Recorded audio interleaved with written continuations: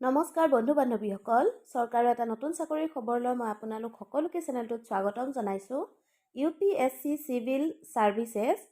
এই পদকেইটাৰ বিষয়ে মই আজি আপোনালোকক সকলো ধৰণৰ খবৰ জনাম টোটেল ইয়াতে পদ দিয়া হৈছে 1056টা পদ আপোনালোকে এই পদকেইটাৰ বাবে অনলাইন আবেদন কৰিব লাগিব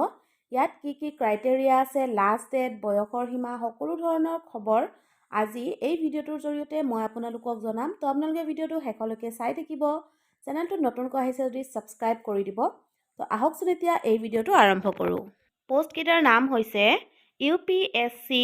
vacancy union public service commission total পদ দিয়া হৈছে 1056টা পদ সিভিল সাৰ্ভিস প্ৰিলিমিনাৰী এক্সাম 2024 ইয়াতে কোৱা হৈছে এপ্লাই আপোনালোকে সম্পূৰ্ণৰূপে অনলাইন কৰিব লাগিব এই পদকেইটাৰ বাবে ইয়াতে কি দিয়া হৈছে ক্ৰাইটেৰিয়া চাওকচোন সাৰ্ভিস কেইটাৰ নাম হৈছে Indian Administrative Service Indian Foreign Service Indian Police Service Indian Audit and Accounts Service group A Indian Civil Accounts Service group A Indian Corporate Law' Service group A Indian Defence Accounts Service group A Indian Defence Estate Service group A Indian Information Service Group A, Indian Postal Service Group A,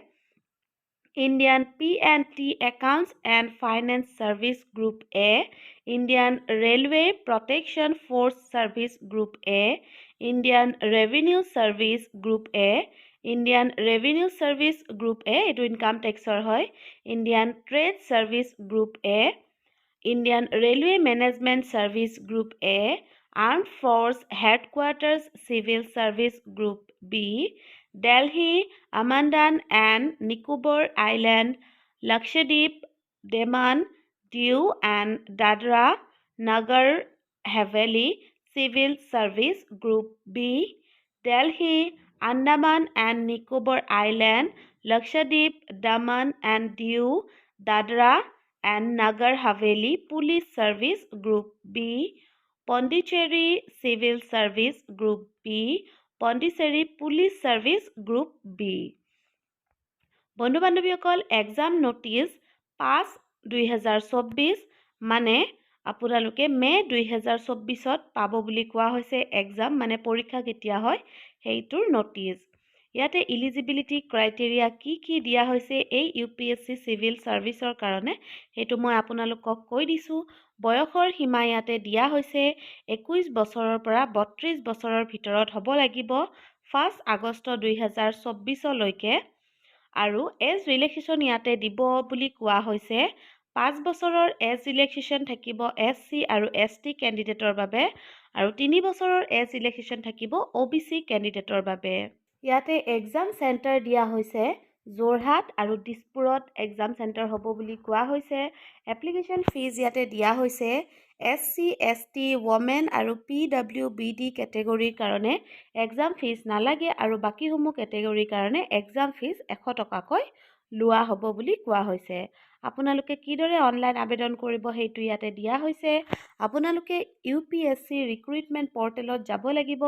তাতে আপোনালোকে scroll down কৰি important web লিংকছত click কৰিব তাৰ পাছত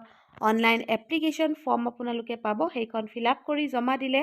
personal আৰু educational ডকুমেন্টসকো submit কৰি দিব লাগিব তাৰ পাছত যিখন ফৰ্ম হয় সেইখনৰ এখন প্ৰিন্ট আউট কপি উলিয়াই ৰাখিব লগত এই পদকেইটাৰ আবেদনৰ বাবে আপোনালোকক কোৱা হৈছে যে 14 ফেব্ৰুৱাৰী 2024 তাৰিখে ইয়াৰ আবেদন আৰম্ভ হৈছে আৰু লাষ্ট ডেট দিয়া হৈছে 5 মাৰ্চ 2024 তাৰিখে গধূলি 6টা বজালৈকে থাকিব আৰু এক্সাম ডেট দিয়া হৈছে 26 মাৰ্চ 2024 বন্ধু বান্ধৱীসকল আশা কৰিছো আপোনালোকৰ এই পদকেইটাৰ বিষয়ে খবৰটো পাই ভাল লাগিছে যদি আপোনালোকে ডিটেইলছত জানিব বিচাৰে তেতিয়া হলে আপোনালোকে অফিচিয়েল ৱেবসাইটটোত ভিজিট কৰি তাতে এডভাৰটাইজমেন্ট নোটিছ পাই যাব